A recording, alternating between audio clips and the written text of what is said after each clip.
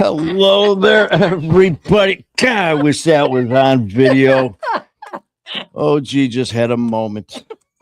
I'm not sure exactly what it was. Well, But, my hat came off, the headphones came off, and just everything started flying back. we'll put her on now. Maybe she'll do something else. Yeah, well, you never know. Oh, geez. Now you got to move or something. What? Again, what is what? Just Is that okay? There we go. Right? Good.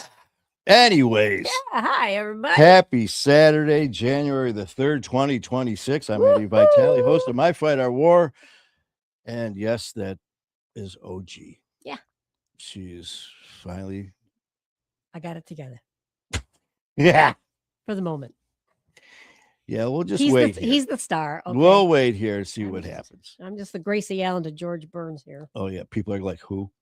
Well, we were talking about old shows yesterday. Yeah, I tell you what, man. That was yesterday, fun. That was fun. Guys, was just a didn't know what to expect, man. It was just one of those, as always, one of those things just for you to throw out there, right? Well, Vincent was on it. Oh, man, Vincent tore it up. Trisha was on it. And then once Dan it started, on. it was good to go, man. What we did yesterday well, wait a minute.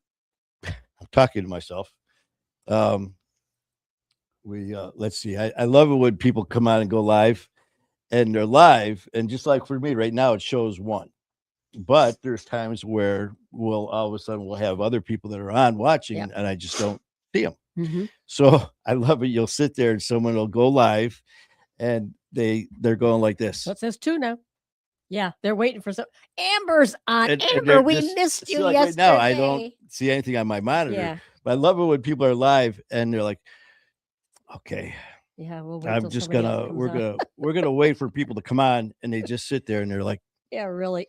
It's just funny. There's a few people that do that. And they just sit there and just look at the camera. It's just like, go live, and just go live. Yeah, and whatever, man. Oh, we had a great show yesterday. Oh, and we're gonna kind of do like phase 2 tonight because it was. Oh yeah, talking about old TV shows. And what you remembered and what kind of like where you were and the memories they brought back, the good memories that they brought back. Yep. And some of the old shows, oh my goodness. Oh man, I tell you, it was just a lot of fun. Mm-hmm. It was one of those, Amber, I don't know if you saw it. Yesterday I was I can't remember. I was in the truck and I was driving, listening to one of my shows, and they were just talking about 2025, and I watched part of it yesterday. You wore sleeves today. Yep. Ah, see, she did watch the show. But yeah, the show's better with you when you're here and on it. I was just sitting there, and I heard the people on the radio were talking about 2025 and things that happened in the past year, and one of them brought up different shows, and they were just talking about, just shows from the past when they were young, and then, that they used to watch with family, friends, and then shows that they watch now. Mm-hmm. And I'm like, what the hell, man? So I threw it out there yesterday, and man, I tell you what, it was a lot of fun. Mm-hmm. It went from Vincent tore it up, man. Oh, yeah. And Trisha, everyone jumped in. But it was fun. We had everything from the Brady Bunch. We had All in the Family, you name it, MASH, and it was a lot of fun. And like I was saying, for me, the reason I wanted to do it was not only just to talk about some of the older shows that was fun, but it also brought back a lot of memories at the time, because I remember watching these shows. I was just a little guy, and I was living with, it was me, my mom, it was like my Aunt Gert, my Uncle Harry, my grandma, my great grandma. There was so many of us in one house, but we were all together watching TV, enjoying. How many bathrooms in that house with all those people? One. Oh my God. It was a bungalow style. There was 2 small bedrooms downstairs and then just the one room upstairs. And at one time, it was me, my mom, my Aunt Gert, my Uncle Harry, my grandma, my great grandma. And then even like when my great grandma passed and we had family members that were a little bit older ended up moving in. There was always at least like 4, 5, 6, 8 people. I mean, That's nice. but you know what? I was just a little kid. I was, God, I started school there. So, I mean, I was probably 3 or something. But just some of those shows, yeah, it was fun remembering the shows. And, but just the memories of being in the house, being in the room with all of my family, and Family just sitting around the TV enjoying, on a Sunday yeah, watching just like we said, Bonanza not or doing this, or not Ed being in the same Sullivan room or and everyone, The literally Wonderful in the World of same room Disney. and Yeah. then text each other in the Yeah. same room.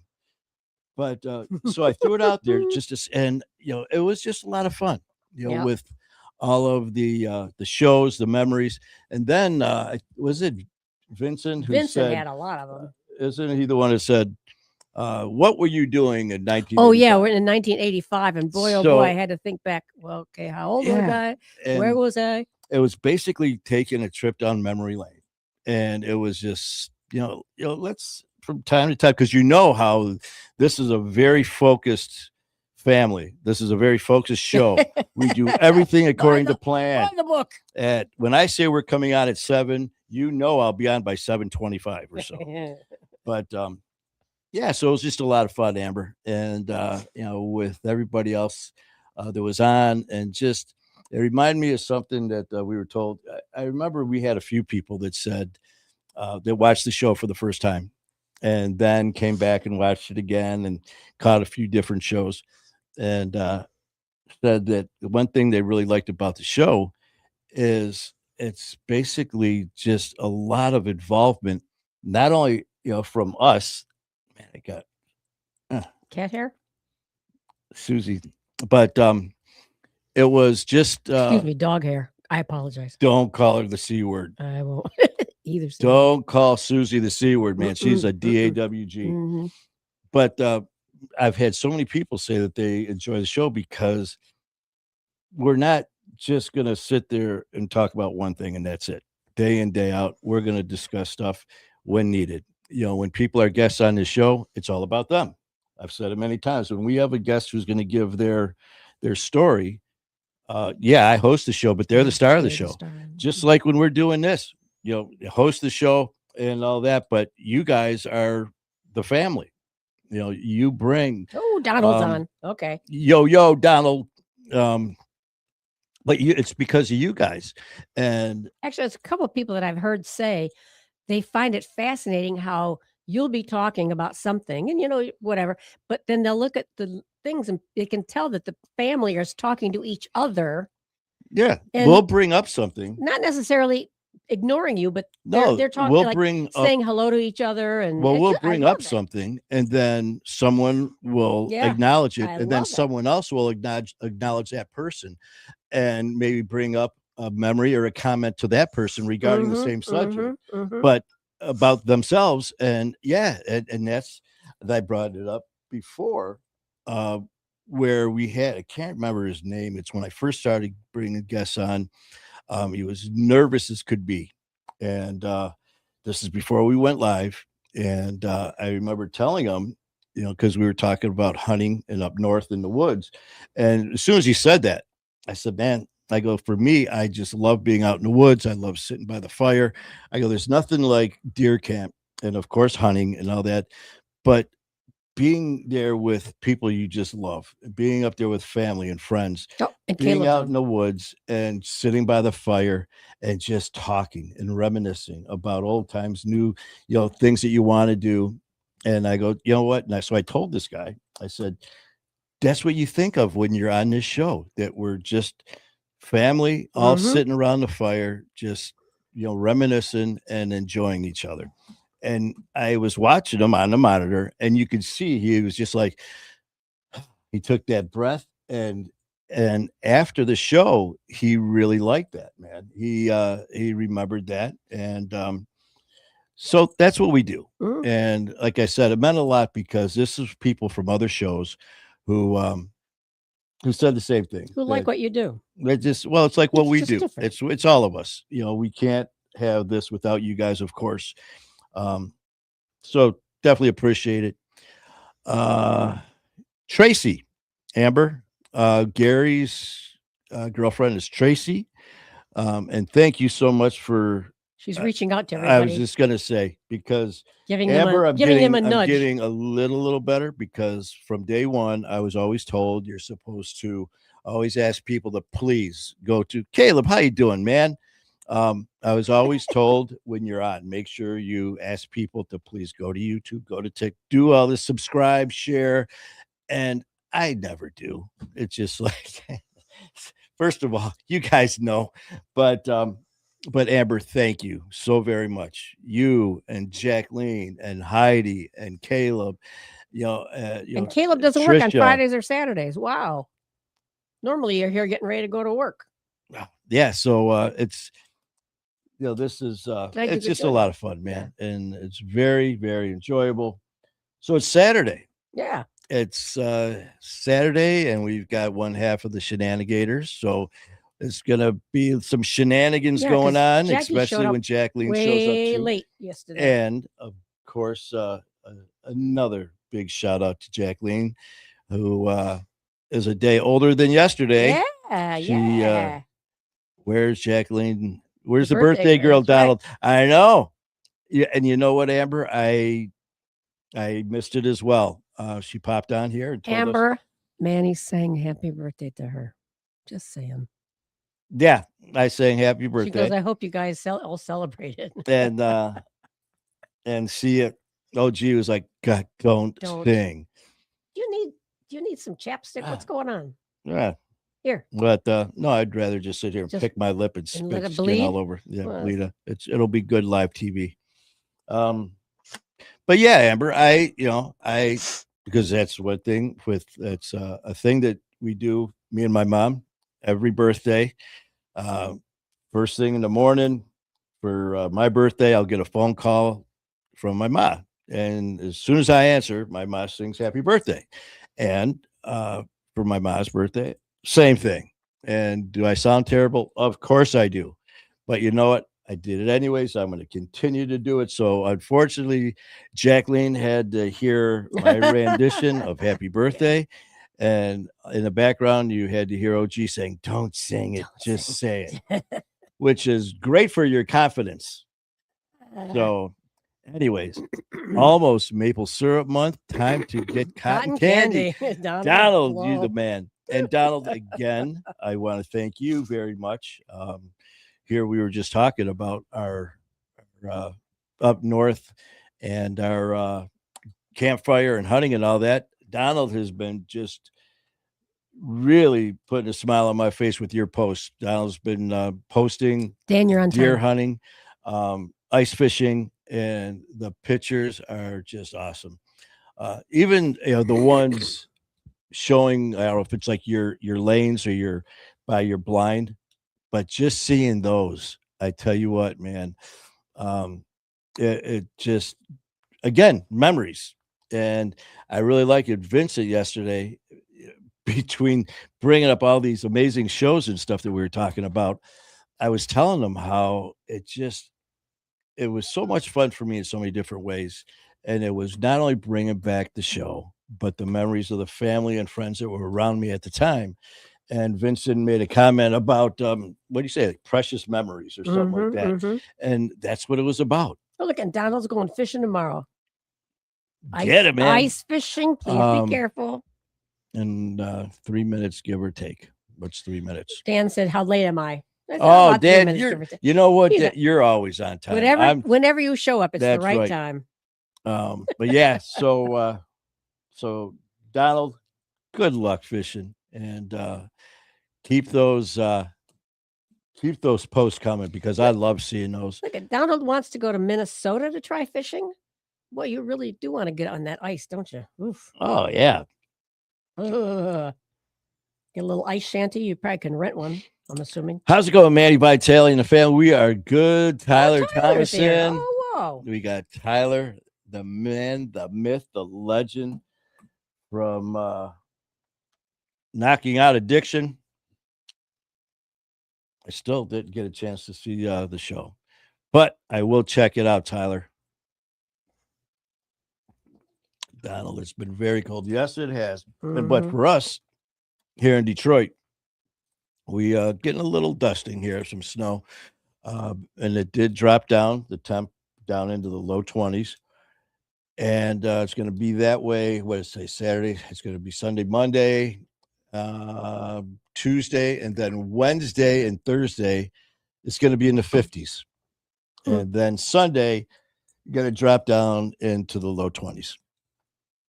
Welcome to Michigan. Welcome to winter in Michigan. Yeah, and we've had somebody. The reason why I said to please be careful because there's somebody was it yesterday who went through the ice in one of our inland lakes. Yeah, you got to Lake be Pleasant, of careful. all things, the name of the lake, Lake Pleasant. Yeah, well, it wasn't so pleasant for that young man. Yeah. I don't even So, know if he and made then back to Donald again with these posts, and it's with all of you guys, man. Uh, I've said it so many times how our words don't ever underestimate yourselves and your words and the comments that we make because you'd be amazed how much they affect people.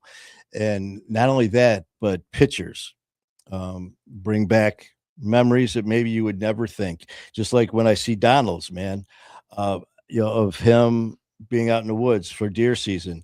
I used to do the same thing, man. I'd be out there in my blind and there'd be no deer out there or anything at the moment, but I just loved the scenery, man. Just everything about that moment. And I just take a picture. It'd be maybe my shooting lane or just taking a picture of different parts of, where I was hunting at and just absolutely loved it. So seeing Donald's posts and the pictures made me go back to that happy place. And just like all you guys, when you're showing pictures of yourselves and your kids, your family, your friends, uh, you might be sparking in something in somebody who might be having a pretty shitty day.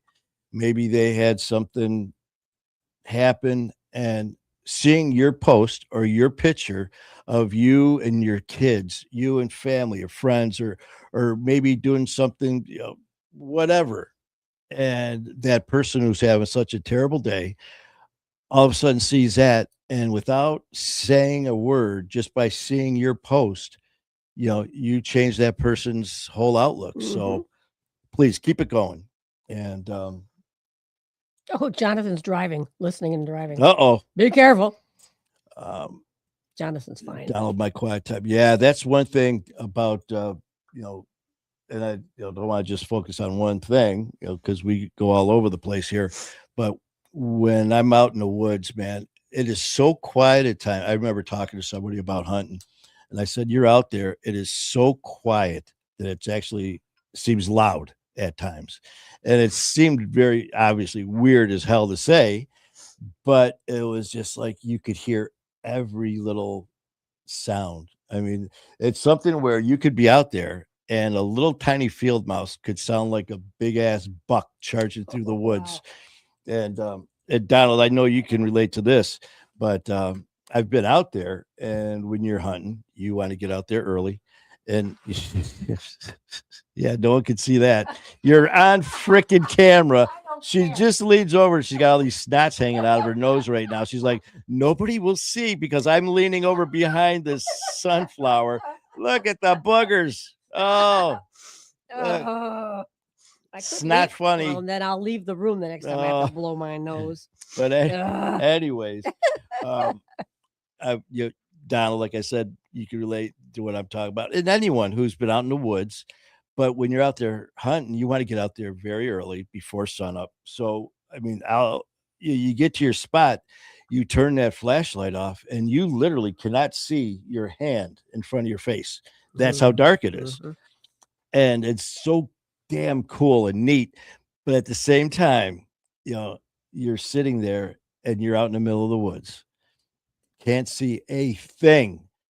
And after you settle in, about 10, 15, 20 minutes maybe, all of a sudden nature forgets that you walked in. And next thing you know, you start hearing things. The little, critters that are running around the floor of the forest, man. And I swear to God, I was sitting there and it sounded like a grizzly bear coming behind me. I mean, you hear like the rustling leaves, and I guess it's magnified. You're out in the middle of the woods. Sound You know, travels. and of course you don't want to move. And there's just like it's sure as shit every now and then click that light on just to make sure it wasn't like a skunk, whatever. And I did it before, and more than once, it was just a damn little field mouse. No, just tiny it could be, Yeah. but sounded like a damn big ass buck tearing through the woods. But anyways, so Heidi's on. Heidi's on. How you doing, Heidi? Amber yanked her in. Heidi, Amber, you're awesome, man. Thank you so much. I definitely appreciate that. Oh, look at this. What Donald said. I got mine. That says I got mine. Donald, or you hear a growl. No. Yes. Well, no, I'm just going back with that. Oh, You okay. hear a growl or a grunt or a snort, something like that, and it's a buck, getting ready, but you're in the middle of the woods in the dark. You can't see your hand in front of your face. All of a sudden, it's like, damn it. I know no one saw Bigfoot except for me because he's about to kill me. Donald. He got his neighbor a fishing license for Christmas. He's never been ice fishing, but it's coming with him tomorrow. Oh, that is so damn cool. That's I tell you nice. what else? Even if you don't hunt fish, just It is. Yeah. Here, I got to put that up there. Just a walk in the woods. You talk about, just a very relaxing feeling. It is just, let your mind go. I mean, you're out there. One of the nicest, I've had so many just amazing times just being out there. You guys know my brother Jerry, the one who died right in my arms. It was my brother. And I remember the year that going into the hunting season when he passed away, they gave me his gun and his rifle. And I was out there and I got to my blind and it wasn't covered at all. I was just basically branches and stuff that I made this little one. It was one of my blinds, and I'm sitting there and sun comes up and all of a sudden starts to snow and just coming down little flakes and all that. Then it starts picking up a little bit. And it was like a snow globe. I mean, big flakes coming down. Beautiful. And all of a sudden, my mind, it was like a slideshow of Jerry and me. I've known him since 4th grade, man. And like every memory came back as I was sitting there. I looked down and I'm holding his rifle and just staring out into the woods. It was like looking at a movie. Here I am staring at the trees, the bushes, the pines that are covered in snow at the most beautiful setting and thinking of the most wonderful times I had with my brother Jerry. And so, yeah, I mean, just being out there, it just really just relaxes you. So if you can get a chance, get out there and, good exercise, get out there walking, take care of yourself, your health, mentally, emotionally, recharge your batteries, get out there and just enjoy life, man. And dress for the weather and you'll be fine. Yeah, go out there, but be a great time. Heidi Sullivan. Let's see. I will not pull a hook out of a fish's mouth. I absolutely cannot do it. And Amber, she went hunting once with a boyfriend once, but I didn't want to see a deer get shot, so she kept making noises. Who said that, Amber? She's like, hey, is that a deer over there? I said over there. Oh no. Donald Blow, I can't do it. I feel like I'm torturing it. Cousin Tony, how you doing, cousin?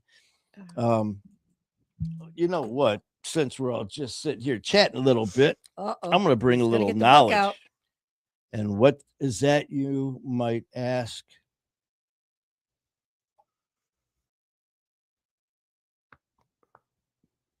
Poop it's and time learn. To perp. It's time to poop and learn with My Fight Our War. Let's start off with something. We'll start with some camels. Camels.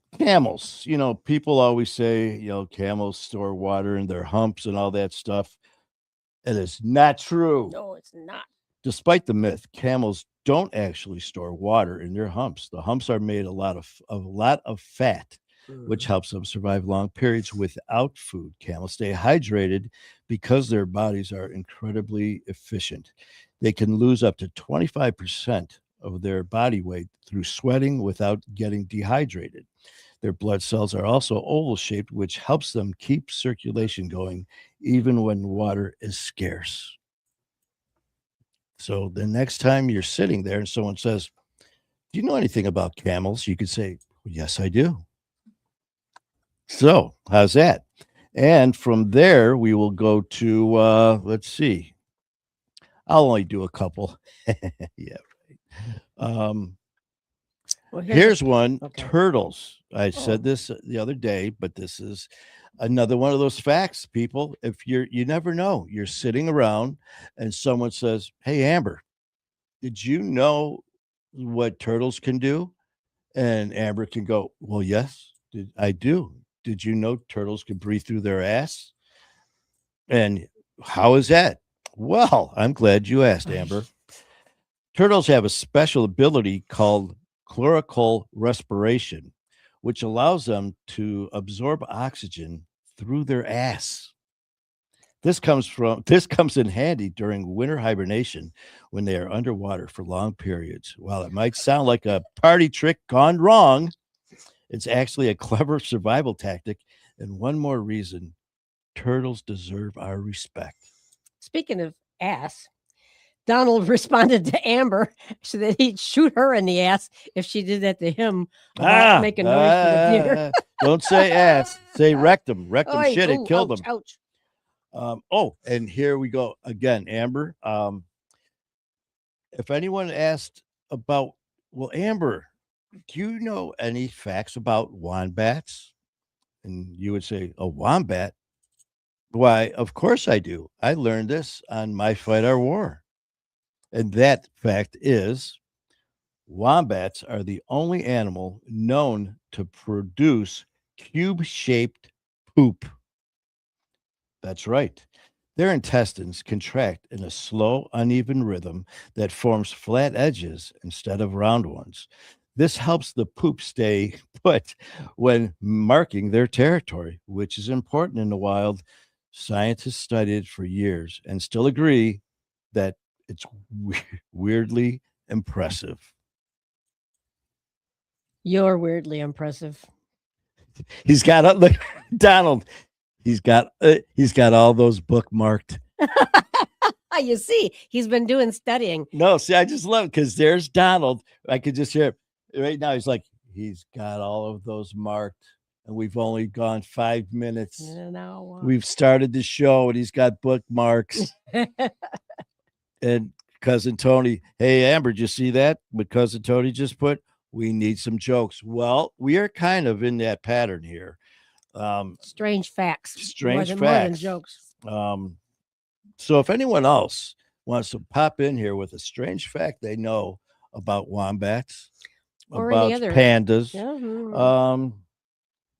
Speaking of pandas, Uh-oh, did you know they eat all day? Pretty much all day. Giant pandas spend up to 14 hours a day eating. What do they eat? Bamboo. 14 hours a day. They're eating bamboo. Despite being bears, their diet is almost entirely vegetarian. And they need to consume a lot to get enough nutrients.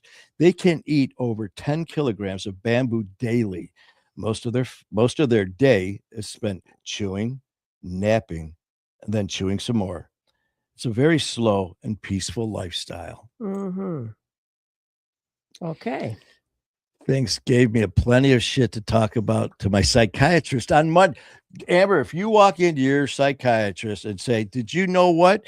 Now, I bet you he's not going to know these. Where's one I want you to tell him? This one, I don't know if I marked it, but Donald, that was very good. He marked all of those pages, and I'm still having a hard time finding them. Oh, what? Well, let's see. I could afford to eat all day. I would. Heidi, I'm glad that I hope that you like that because we have something else here. Uh, and Amber, this would be a good one to start with your Psychiatrist. session. Just say, hey doc, did you know that bread rises with tiny farts? That's how your bread rises, by tiny little yeast farts. How is that, you say? I'm going to tell you. Oh my Yeast, the fungus used to make bread rise, eats sugar in the dough and releases gas as a result. These tiny gas bubbles are what make the dough puff up, become soft and airy.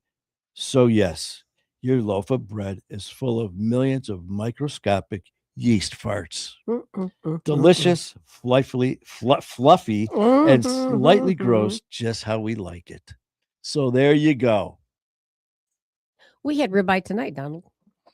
Let's see. He said I Any instead of eating bamboo all day, he'd eat ribeye. bamboo? Yeah. Donald would eat ribeyes. That's what we had. I'm enjoying them. See that, Heidi? We've missed you, and I'm glad that. Yeah. Let's see. Now, does if you guys have some fun facts, please jump in because if not, I've got a whole book. Oh my god! And last I checked, let's see. I know that you guys have all been thinking Lego. Those toys, Lego. Yeah. Yeah, it's just like it's expensive. Did you know what that means? Lego? It means play well. Where have you been? Everyone knows Lego means play. And she says she's the smart one. Anyways, Lego means play well. The name Lego comes from the Danish word leggot, which means play well. Okay.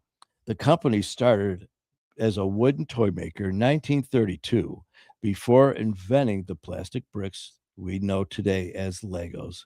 It is one of the biggest toy brands in the world, with movies, theme parks, and even sets designated by fans. They have a whole Lego store when we go down to Disney World. If you want to buy, you're getting coal for Christmas. Oh man. But so what's going on? It's January the 3rd. How's everyone's new year going so far? I hope it's going well. It's this is just insane that I still remember my anchor saying, don't wish time away. The older you get, the faster time goes. And I thought, Anchor, it was crazy. Well, 1 minute when she told me that, I think I was in probably 4th grade. And I remember it like it was yesterday. And man, I tell you now, it's just like, it's just insane. I know. Has anybody got good plan? Like Dan, has anybody got good plans for this year? Because Dan Gibson was talking about he's hoping to be able to drive across country this year. So what I told him, who's doing it, Danny? Dan Gibson. So I told him, I said, if you're heading anywhere toward Michigan, please give us a heads up. Oh, yeah. As far as that goes, yeah, it's a new year, man. As far as stuff from 2025, let's jump in both sides of the pool, man. What were some of your best times of 2025? Some of your highlights, some things that really meant a lot to you in 2025 that you're proud of. Some happy moments of 2025. And let's carry that on to 2026. Hanging out at the Brian Cody out thing. Yeah, what are some of the things that you in 2026 with Donald are looking forward to do? So think about that. 2025, what are some of the things that really meant a lot to you? Some things that you may have done, accomplished, goals set, whatever it was that. And what are you doing? What are you doing in 2026? Anything special? Nope. Just enjoying life, enjoying every minute of every day. Who, what? We have somebody. Anthony Vitale said, we have somebody with a big birthday coming up. So I said, who? Laura?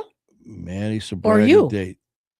Manny sobriety. Well, okay, man. Okay. Yeah, that's true. Yes. All right. Yeah. Thank you, Cousin Tony. You're absolutely January 27th. Yeah, I tell you what, My best times of 2025 is Manny Vitale joke times. I just pray we That's so get so sweet. much more in 2026. Yeah. I think this is your therapy session, Amber. Why are you paying a psychiatrist? You just hang out with with Uh, Manny oh, here on the show. You know. and remember what was it? Kalisha said that if you listen to me long enough, you'll just go to sleep. Wasn't it Kalisha that said we Well, were there's talking? also a friend of yours at work, right? Who said that he and his wife listen to you, and She his wife likes like to yeah, listen to because you at put night. her to sleep. Yeah, he said we enjoy watching the show, and he goes, yeah, my wife really enjoys listening to the show because she said she likes my voice because it puts her to sleep. And I was like, oh, Okay. okay. Well, I was kind of hoping that maybe she would be engaged in whatever kind of shenanigans that are going on at the time. But if you're looking for sleepy time, and that's right. Kalisha was the one that said I could get, I should do like a GPS. Yeah. Oh, yeah. I would love to do that. Have my voice do GPS. It'd be in 200 feet, turn right at the light. And then a few minutes in 75 feet, turn right at the light. And then turn right at the damn light. I'd have my own little version of GPS. So that would be interesting and fun. And or I would just sit there and say, turn right at this light. And as you're turning, say, just kidding, go to the next light or something like that. Hey, just a thought. Just a thought. Is Anne Marie here? No, I sent that. I'm doing an Amber. I sent it out, so hopefully it'll hit her phone and maybe she'll think to come on because she wanted to come on.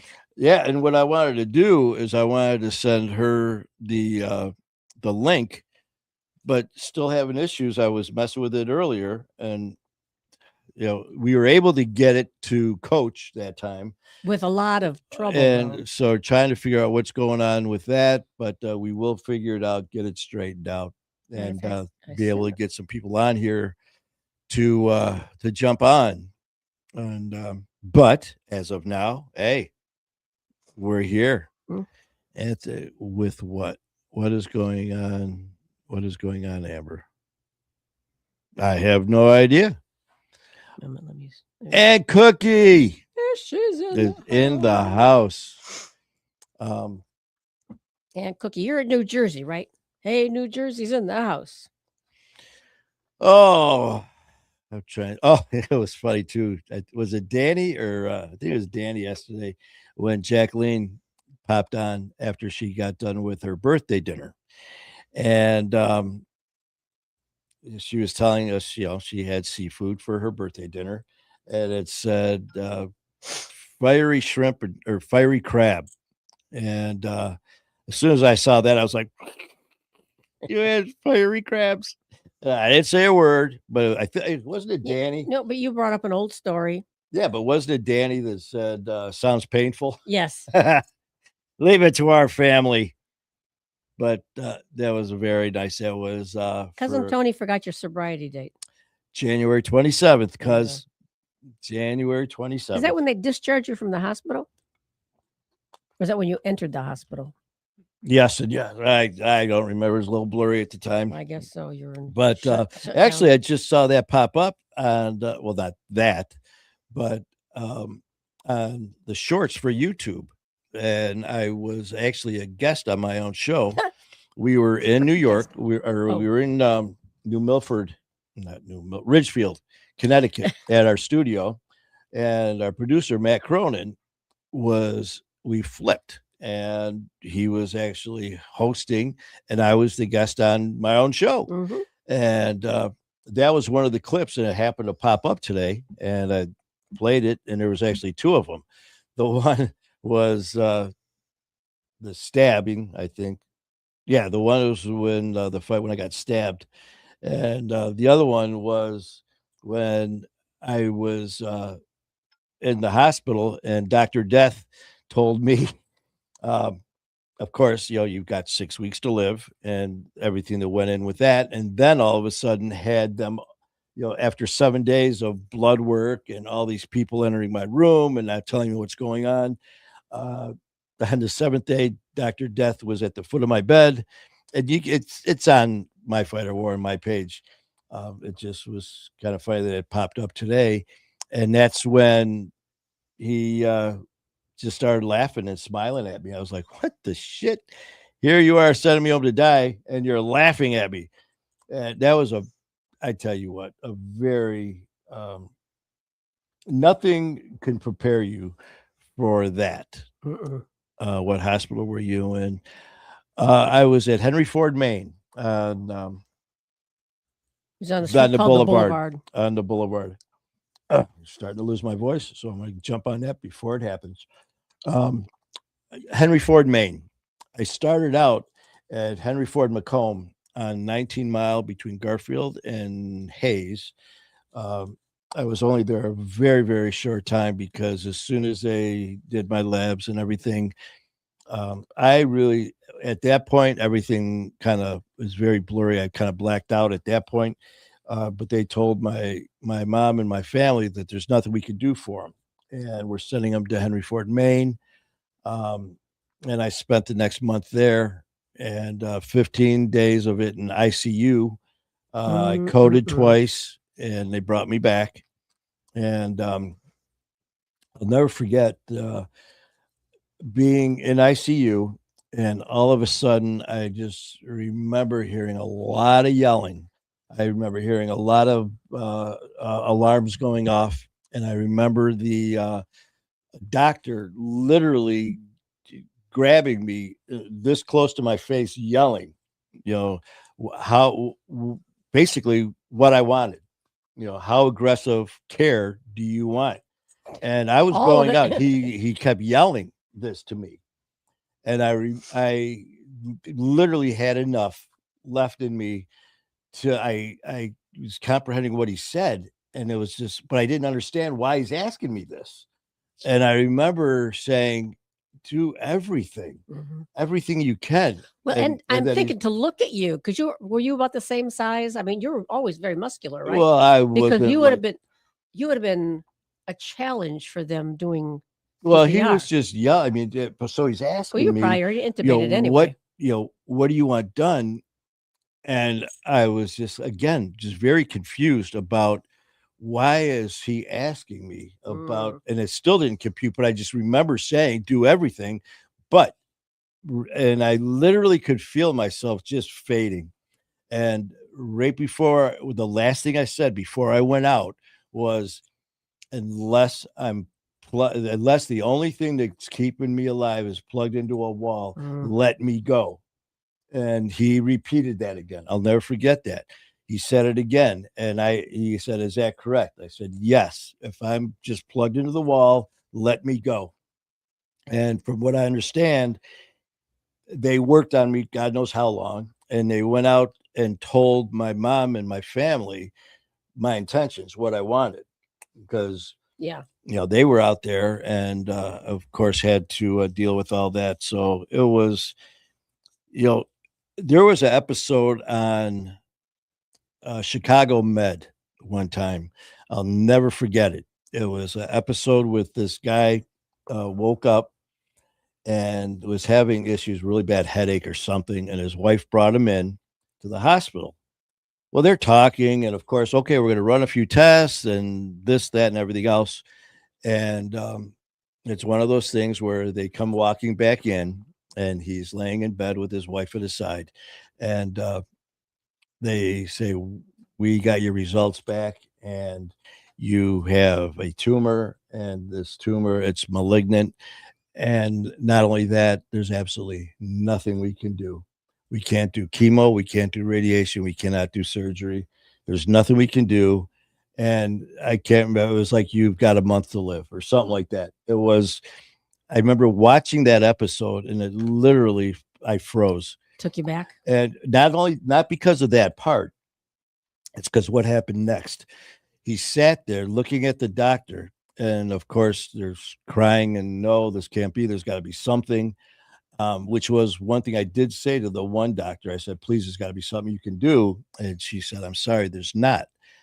But this guy, he looked at the doctor and he said, well, I can honestly say I didn't expect to hear that when I woke up this morning. And I remember that day when they told me when they said, came into my room, and same thing. Woke up that morning. I can still remember. I woke up. I had my breakfast. Um, I had occupational therapy, and then after that, the doc came in and starts talking to me, just like we're talking right now, and then laid it on me that there's nothing we can do for you. So I went from getting up that morning to start my day to literally an hour later being told that you have less than 6 weeks to live. And all of a sudden I remembered that episode and how that guy was talking to his wife, and he made comments like, how do something about, I'm sorry, because how do you prepare yourself for something like this? You can't. Mhm. And I pray to God that none of you ever have that experience, because I've had people ask me what that was like. And to be honest with you, it was it just like it was nothing. I felt nothing. I felt no anger. I felt no fear. I felt nothing. At that point, it was like over. Everything was done. And I never cried, not once. I'd never shed a tear. I never sat there begging God for that aha moment, like, please spare me. Now, nothing.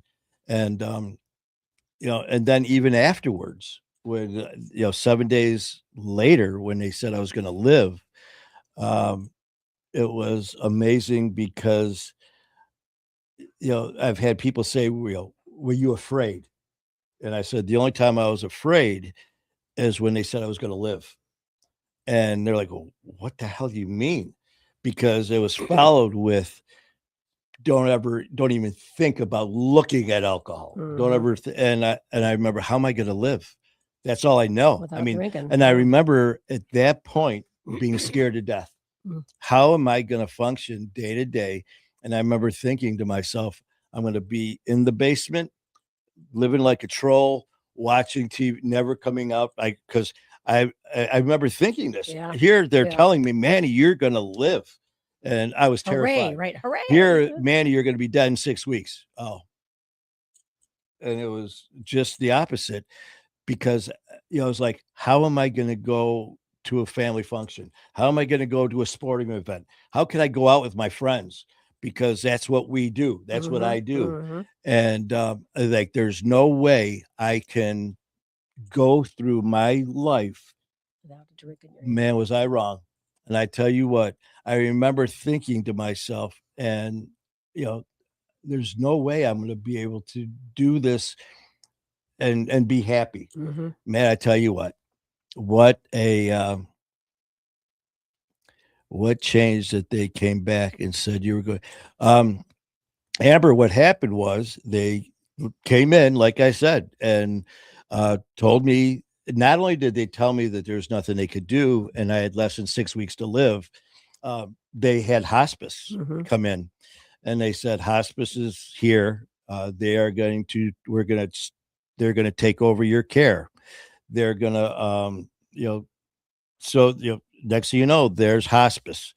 And I'll never forget that. Here, the nurse, it's just a very kind lady, is telling me how they're going to be there with me. I will not be in any pain or discomfort. I will be, medicated, um, and be comfortable up until my demise. Literally telling me how I'm going to die. And here I am just talking to this lady. And so what they had to do was they had to do blood work to give that to hospice. So what happened was they came in, took my blood, and when they came back, they didn't tell me this, but they came back like 4 hours later and they go, "We need to take more blood." And I was like, "Why are you taking my blood? From a dead guy?" And they wouldn't tell me. They said, "Oh, we just have to take more." Well, they took more. 4 hours later, they came back again and again, and they kept different sites. And just different people were coming in. And I was like, what is going on? They wouldn't tell me. Then I was like, listen, I want to go home, because the next day, they kept coming in, and now there was more people in the room. So I went from just having one person to 4 people. Amber, this went on for 7 days, getting, blood taken.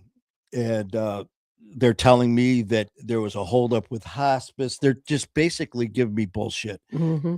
It went on for 7 days, but not only did this happen every 4 hours getting blood, but every time they'd come in, there were more and more and more people coming in my room asking me questions while they're taking my blood. It was insane. Um, and Amber, I'm going to tell you what happened when I had to tell my mom that. But so 7 days of getting blood drawn and hearing nothing except hospice. I'm still waiting to die. Don't forget, Yeah. they told me you have less than 6 weeks to live, which meant every time I closed my eyes, that could Yeah. have been the last Yeah, time. right. Because when hospice as OG's a nurse, when hospice comes in, it's literally from that moment on could be your last moment. Mm-hmm. So I remember just staring out the window, trying to keep my eyes open because I wanted to see the trees. And then I just wanted to pass out. If that was going to be my last sight, I wanted it to be something like that. So anyways, like I said, I've got all these people coming in my room. And on the last day, on the 7th day of all things, my room is full of doctors, nurses, personnel, and they're all with their iPads. And how do you feel? I could believe you're asking me how I feel. Well, Dr. Death, the one who originally, and his associate, the younger female doctor that said I had less than 6 weeks, were at the foot of my bed. And all of a sudden he looks at me and he starts smiling. And I remember just looking at him thinking, what the hell? And I just couldn't believe it. And all of a sudden he starts to laugh. And I'm like, you evil prick.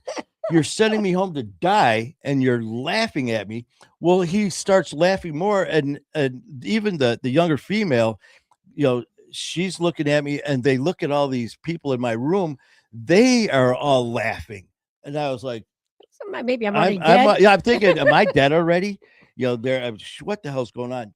So the female doctor, because the other guy was busy laughing, she goes, Manny, we are sending you home, but we're sending you home to live. And now I'm like, what is going on? She said, when we first took your blood to turn it over to hospice, we knew there was going to be no change. We knew that your kidneys, your pancreas, and your liver all shut down. I had complete organ failure, not partial, not limited, complete organ failure, pancreas, kidneys, liver, all of them. That's why they call them hospice. Shut down because you do not come back. You die. So, when that happened, they took the blood, but when they got it back, there was slight changes in the levels, which they knew is impossible. So they came back to do another draw, thinking it was a bad draw, something happened. So they redrew the blood, and it changed some more. Every time they came, my blood levels were improving. And I went from 6 weeks to live. 7 days later, my room's full of people. And they said, not only is your levels changing, your kidneys, pancreas, and liver are all functioning again, all functioning at normal levels. And your blood levels are fine. Amazing. And Amazing. I was just like, and to this day, I mean, mentally, what that, you talk about PTSD, the things that I went through with as a first responder, with police and EMS, with the shooting, with the stabbing, with other things that happened in my life that I've talked about at times. But on top of that, dealing with, you're going to die. And then all of a sudden, 7 days later, no, you're going to live.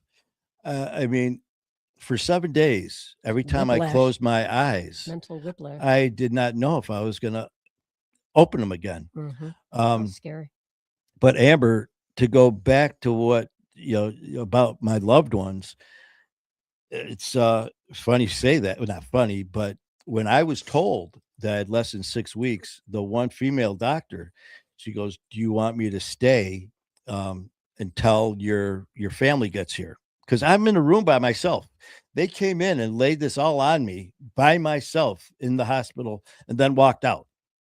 So here I am sitting in this hospital room by myself, like trying to process this. So now I'm thinking I have to call my mom and think about that. I mean, now I got to pick up the phone, call my mom. And how do I do this? So I just had to do it. So I called her and my mom answers the phone and she goes, "Hi." She goes, "I'm just getting ready to go shopping. Do you want me to pick up anything to bring you?" And I remember I didn't say anything for a second because I just wanted to hear her voice because thinking I may not see her. And uh, I said, "Mom, I need you to get to the hospital. I need you to come to the hospital now." And because I didn't want to tell her over the phone, obviously. And she said, "I'll be there. I have some run around to do." And I said, "No, Mom, I need you to come to the hospital now."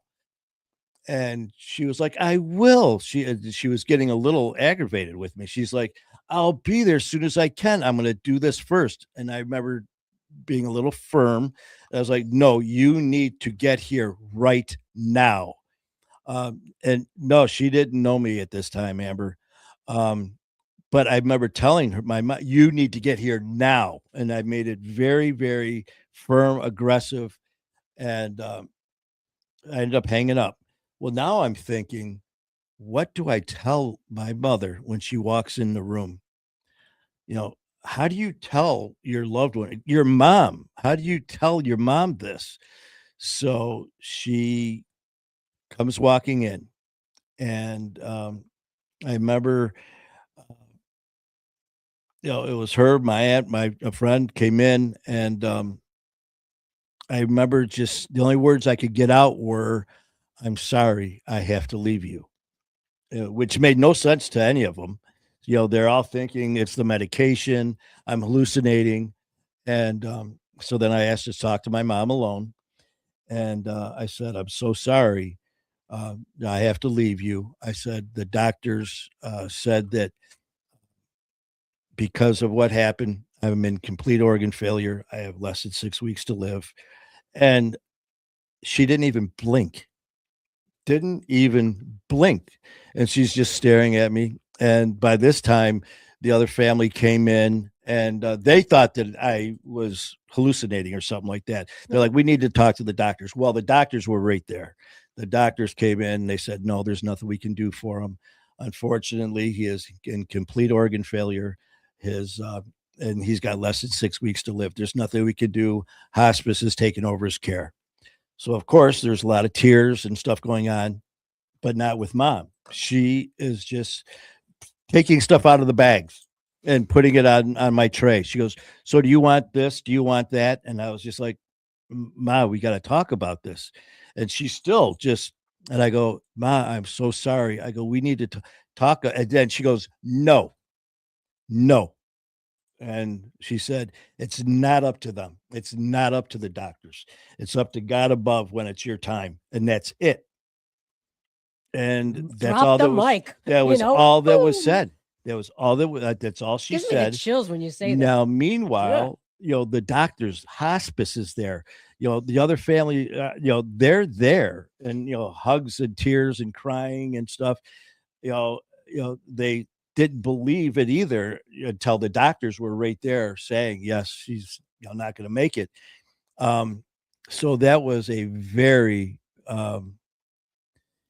it was it brings me back to that episode on Chicago Med when that guy said, "I can honestly say I never expected to get this news when I woke up this morning." Um, so, my big pet peeve, and I hate it when anyone tells me, "I know how you feel." I don't know anyone who knows how I feel. when it comes to what happened here. And I pray to God that no one ever does.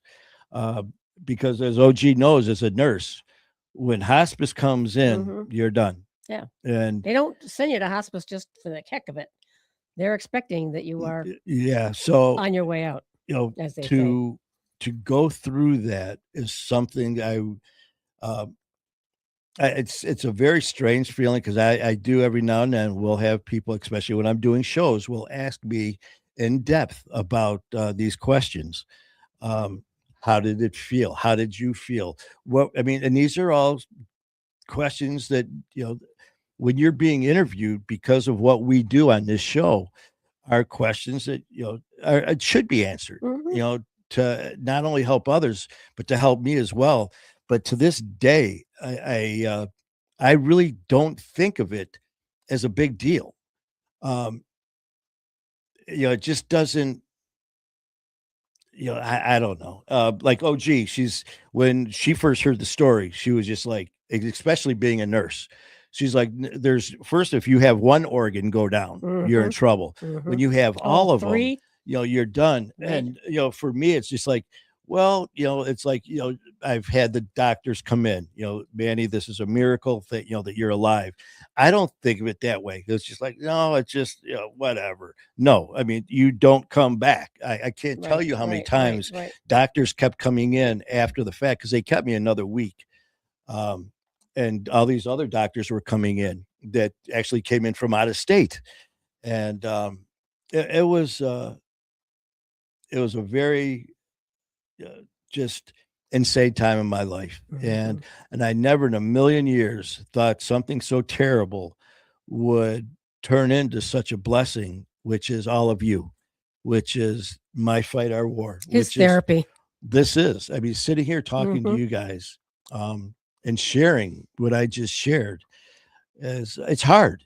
It's very hard. Uh, to read because there's times I can, still go back to that hospital, man. I remember the sounds, just like the PTSD for, the dealing with that. Um, and the crazy thing is, I was basically not supposed to even leave that hospital alive. Mhm. Um, since then, I've been in that hospital and I've A had few times. 3 back surgeries, Mhm. 2 shoulder surgeries, and I think a hip surgery, all replaced, and a knee surgery. Or no, the knee was somewhere else. But I've had all these other surgeries at that same hospital, um, after being told that I was gonna be probably not make it out of that hospital. That's why the So, surgical wing should be named the Manny oh, Vitale it's Surgical the Unit. one surgery I remember, it was my first or my second 7-hour back surgery. I remember Oh I was my god, laying in the yeah. room and looking out the window, and all of a sudden it hit me Mhm. because all of a sudden I was just staring out this window, and it was Almost the same. like it came back. Mhm. Those same moments looking out that window, it brought me back to that day It was like when they 5 told me. years after, or 4 years or 5, It was what like 4 to 5 4, years yeah, after my surgery, or yeah, after yeah, being told that, I was back back in the in that hospital. hospital having my surgery, and I just remember staring out the window, and it was like, "Oh my god, I just realized this is the hospital that I wasn't gonna walk out of," and there they are, there I am. They should have all lined up and had a parade.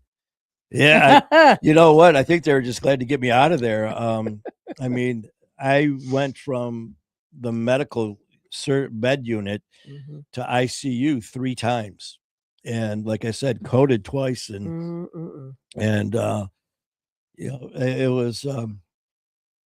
it was intense. It was very intense. And again, that's why, you guys mean so much, and we talk about different things as far as counseling. We talk about different things as far as what helps. And that's another part of the story, Amber. Don't forget, this was in 2020. COVID shut the world down. I got out of the hospital at the beginning of February. COVID shut the world down then. Henry Ford, Maine was one of the hospitals got hit the hardest that I just left from my ordeal to go home to have the world shut down. So they told me you need intense inpatient 24/7 rehab. I get home, go to the place they told me to go to the door, go to walk in. We are closed. If you have any withdrawal, any type of medical issues, any type of suicidal thoughts, go to ER. That was my recovery because everything was Nothing. closed. COVID shut the world down. So I had nowhere to go. I didn't know shit about social media. But by the grace of God, I have never had uh, even the thought of wanting a drink, um, withdraw or anything like that. Nothing. Cravings. I don't even. It'll be 6 years. 6 years, right? Mhm. It'll be 6 years on January 27th, and I can go to bars. I mean, I can go to the casino. I go to sporting events. I go to family. I go to parties. And I'll other people are drinking. yeah, they're drinking right there. I've gone up and bought beer and shots and brought them to the table. I've and there's it's like I've never drank before. There's no urge to. I mean, not even the slightest urge to. You know Amen. what? Maybe I'll Amen. just have. It's not even there. In fact, my biggest thing is because now my drink is iced tea, but usually Arnold Palmer. Mhm. And I remember one time I was at a casino and I'm ordering my Arnold Palmer. And of course, they come in this plastic cup compared to the like a Long Island, which comes in a glass one. Well, there was a bunch of people and ordering drinks and all that. The waitress is coming over. Next thing you know, I ordered another Arnold Palmer and not thinking that sets a drink down. I grab it and I look, and as I was about to drink it, it was a glass instead of Uh-oh. plastic. It Uh-oh. was a Long Island iced tea. And I remember I put it down. I mean, you would have Like thought you it like was you touched a hot kryptonite. It like was a hot like, stove, well, right? yeah, or like, my kryptonite, man. I put that down and I go, excuse me. I go, is this a Long Island? She goes, yeah. And she goes, oh my God. And she took it away. But yeah, it was insane. But by the grace of God, man, no cravings, no withdrawal from alcohol, just Mhm. be 6 years, January 27th, and being here with all you guys, sharing stories, my story, your stories. Um, that's what it's all about. So thank you guys very much. I really do appreciate it um, immensely. Well, you're getting lots of love on the screen, baby. I Stay just let you story. know. That story brings tears to my eyes every time. Mhm.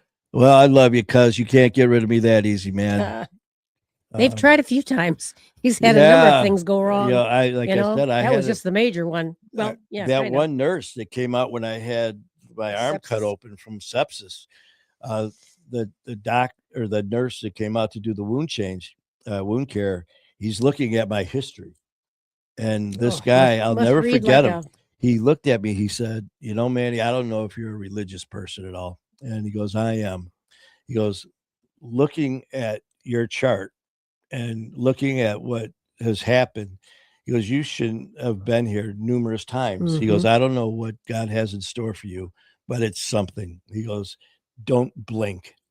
And I'll never forget him, man. And here you are, Uh, sharing it's your Amber. blessings. I've heard this story before. It changes every time. Tonight's more intense for some. Um, yeah, you know what, Amber? OG's heard it quite a few times because when we go on other shows, Mhm. like in New York, when we do shows, sometimes we'll flip flop. I'll have a guest come on who has a show, and they'll be a guest on my show. And then when we're done, we'll switch things around and I'll be a guest on their show. So I'm telling my story. When I first told my story, there's a video I did. I think it was my first year of sobriety. Um, I can't remember if it was whatever it was, but I did a video and it was the first video I did of, telling my story. And Bionic Man is it correct. was intense. It was very intense to do. Um, and there were, I've noticed, just like, you said, Amber, OG said one time, she goes, I've heard this many times, but each time I hear something a little bit more. Mhm. And there's some things in my life that I can't talk about, regarding, stuff with police or EMS, and of course the motorcycle club, that I just can't talk about, because of, you know, personal reasons and safety reasons for myself and others.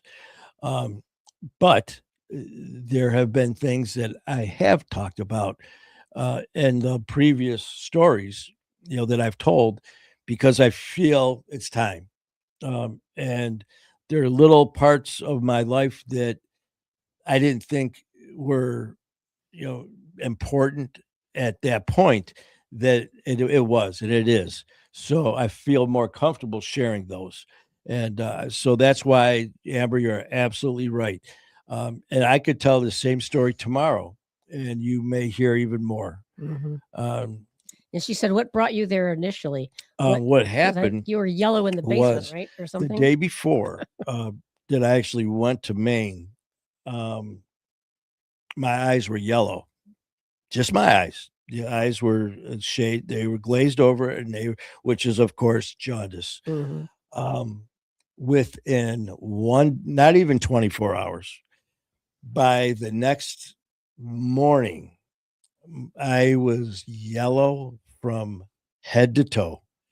And you talk about ugly. I've said before how we all have colors that we look good in.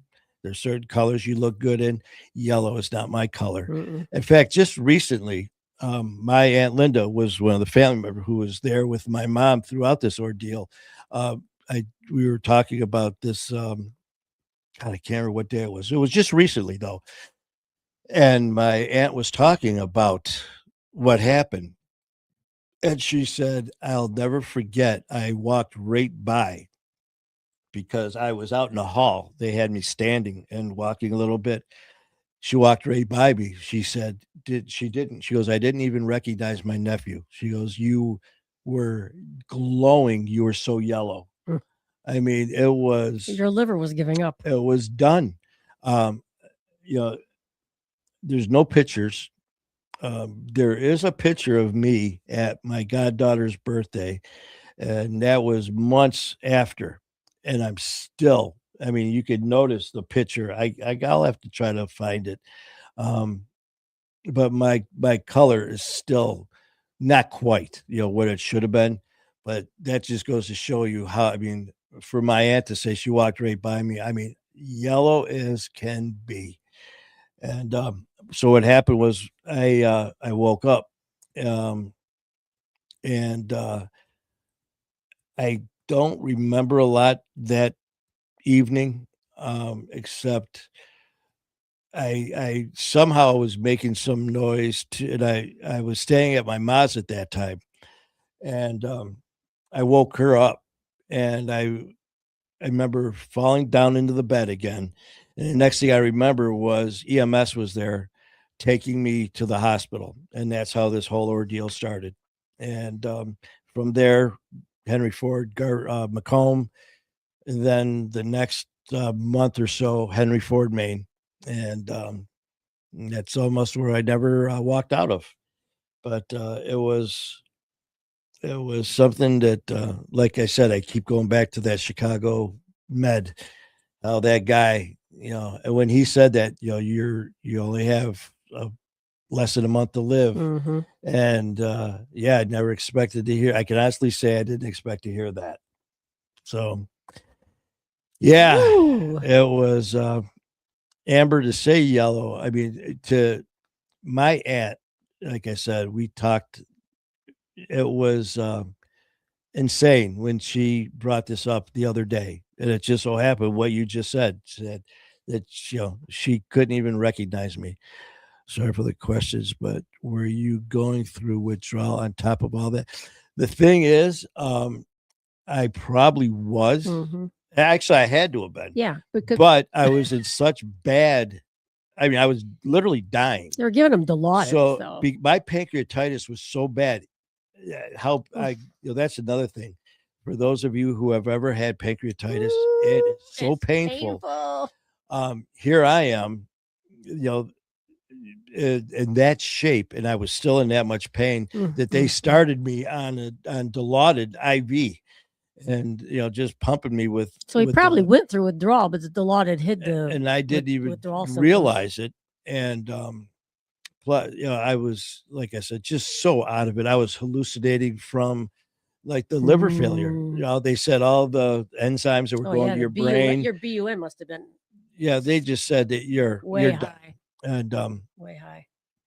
Amber, you could ask away, man, and that's what this family's for, man. No, it's like I said, it helps me.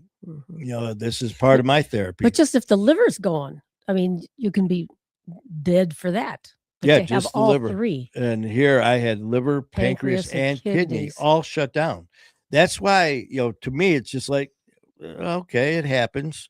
And like, oh, geez, like, no, you don't understand. Like when she heard the story, when I told her the story at the gym, she was just like, no, you don't come back from organ failure. Complete organ failure. You do not come back. It's not like a 50-50. They bury you. There's a reason hospice is there, because from one organ shutting down, your chances are slim. But when you have all 3, there are no chances. And that's what made this so insanely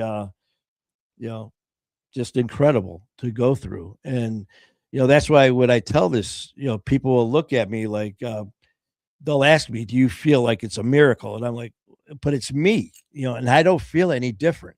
I don't feel like I had this, shining moment where I was healed. I don't have this sensational story to tell anybody. At times I wish I did, but I'm not going to make up stuff. It was something that literally I walked in, or the doc walked in, man, you're going to die. 7 days later, man, you're not going to die. And that's how it went. That's how it was. And boom. However, after all of that, how long have we known? About 3 years.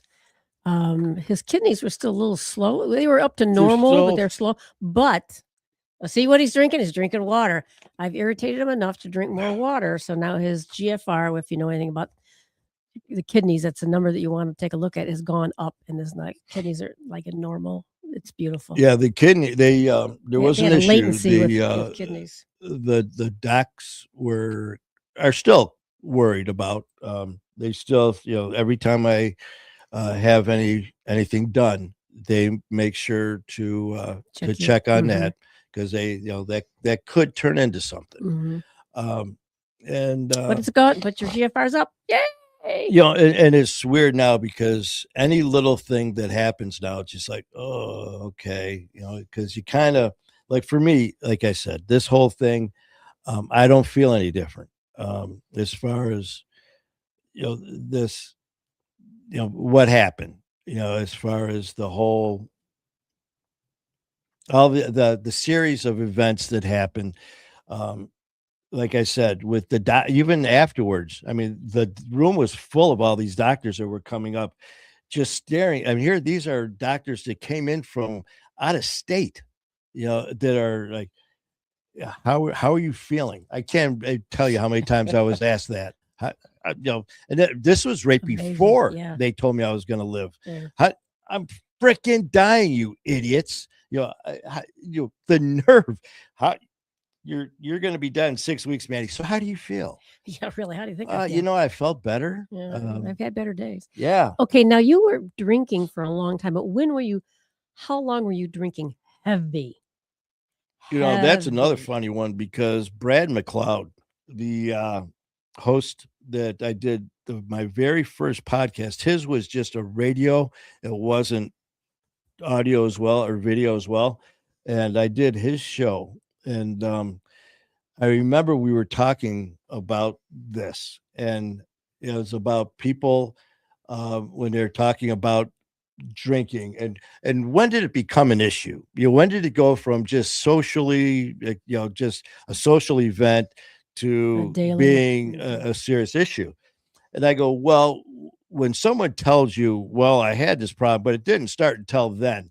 If they're telling you it started then, add another 3 to 5 years on there, is Okay. what I told him. Oh, okay. Well, a little while into the interview, he goes, so when do you think it became a problem for you? Ah, I go, probably the last 3 years. He goes, well, you just said. So is it 3 years? I or is go, it 8 you know years? what, Brad? You got me, man.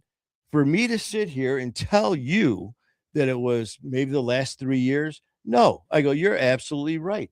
I go, add another 3 to 4 years onto that Mhm. is when things probably got worse Mhm. because I just, answered my own question. Yeah. So yeah, it was, it was insane.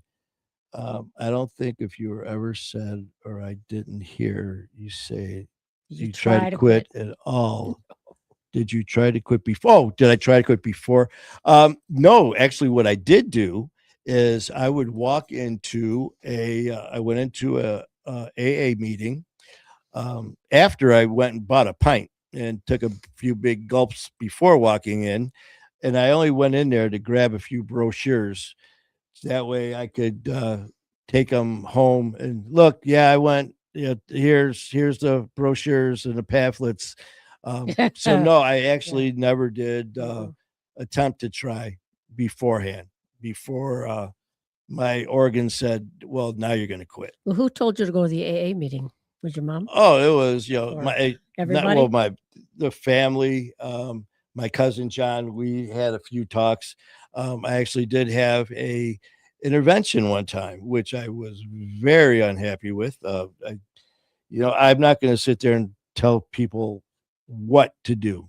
I've said that many times. I'm not going to tell people, for your rehab or recovery, you need to do this or you need to do that. You need to, sit down in person meetings. You need to do social media. You need to work to do what works for you. People are going to give you a shit ton of advice and Advice. suggestions. You're going to have people telling you, this is what you need to do, Manny. You know what I need to do? I need to do what works for Manny, not what worked for you or you or you. Um, and to be completely honest, I've had people tell me or actually say that I've slammed AA, which is a complete lie. Mm-mm. What I said was AA was definitely not for me. I did go afterwards to a very few meetings, and I knew from the minute I walked in that it wasn't for me. Um, for my own personal reasons, I felt very uncomfortable because it wasn't for me. Mhm. I know so many people that are It's part of helped 'em, yep. AA that are doing amazing. Mhm. I've gone with friends to AA that it helps them, and I'm a huge supporter. But again, it's got to be what works for you, not what somebody else wants to work for you. So, and no, I have never once slammed any type of recovery. I Mhm. don't care what it is. If it's a recovery group, family method, that's what you got to do. But the main thing is it's got to be what you want to do, nobody else. And that's all I said. And this individual went and said, Manny Vitale said that this, and this, which is 100% lie. I am a huge advocate of not only AA, but all of the other resources that are out there with FAN, with all of them, ours and all of the other families who are on social media. If your whole part of social media and whatever else it is to help, help people in addiction, I'm 100% with you, 100%. So don't ever, this gossip that's all over social media, you can't believe it. So, anyways, but when it comes to Amber, Jacqueline, and anyone, cousin, when it comes to talking about these things, Mhm. please, if I'm on here, if I'm the one who made the decision to sit in front of a camera and talk into a mic, and that's not to sit there and, you know, duck things. Sometimes, the things that you talk about are the hardest, are the things that are the most important. And that's what I want to do. And that's like Amber, you nailed it tonight when, you said these are things that you've heard before, but this is something a little bit more. And I promise you, Amber, the next time that I do share my story, you're going to hear even more. Because there's times where I've shared my story, but I mean, you heard this much from the hospital. There's, so much that put me into that hospital from, like when we start these shows, it starts out, how were things growing up? So, and I've done that before. I've done it on shows, talking about my childhood, talking about a lot of traumas that happened that were my fault. And I will get into that and I will talk about it. And maybe that will be soon, but we will. And please, by all means, when that happens, if there's something that comes up during that show, Amber, Jacqueline, and Lori, or Coach, or Cousin, and Aunt Cookie, please feel free to ask because, by me talking about it and bringing up more, hopefully will help somebody else, but help me even that much more as well. So let's do it. Let's do it. Okay. So I hope that I tell you what, I never expected this tonight. No, this went right off. This went from Right off the rails. This went from Poop and learn to Manny's deathbed. And so before we leave, why don't we just have just a change the tone just a little bit? Just a little bit. Let's see. Let's see what we can find before we head out. Oh, you know what? I turned to this page. Your liver can regrow. There you the go. liver is the only organ in your body that can regenerate. Even if 2/3 of it is removed, it can grow back to full size. This makes liver transplant more flexible. And some people donate just a part of their liver to help others survive. Man, how about that, folks? Let's see if there's anything else here. That was something. Oh, since I was about to die, you guys can visualize me, let's say 6 months after I'm dead. Picture that. And why is that? Oh, because hair grows. Well, first, hair grows. Hair grows after death. People used to believe that hair and nails grew after death. But what really happens is that the skin dries out and it shrinks. That makes hair and nails appear longer. It's an optical illusion caused by dehydration, not a creepy afterlife effect. So, if Dr. Death was right and I left this fine earth and you dug me up a year or two later, boy, you would have had a sight to see. Oh, that hair. Oh, got a lot of hair. I would have looked like Santa. Well, no, because I just read what happened. But anyways, you guys, thanks for spending an hour and 29 minutes with us. And again, like I said, I did not see this coming, but this is my fight or war. This is our family. You never know what direction it's gonna go. And we got OG, thank God, answering everybody because I went, and last thing I was doing was I wasn't able to get everybody. So, but Lori just said, "Wow, liver can regrow." So that's why sometimes if somebody needs a liver transplant, they can take like half of your liver and give it to somebody else because yours will regrow, and they probably need it. Yeah, you'll hear everyone say a living transplant, from a live transplant, and liver's but it's a portion or a kidney, but you only need Tracy, you only need one. Tracy, you came at the very end. I mean, We like dessert at the Trace, very end. Tracy, we have been on for an hour and 30 minutes, and we're just about to Kelly, that is at the rally, Wow. went into rehab in California. Excellent. That's awesome. And that's something We we'll appreciate you letting us know. thank you for that. All right. Well, folks, I tell you, like I said, this was a surprise, but I should know better because when it comes to this family, and nothing should be a surprise. But tonight was.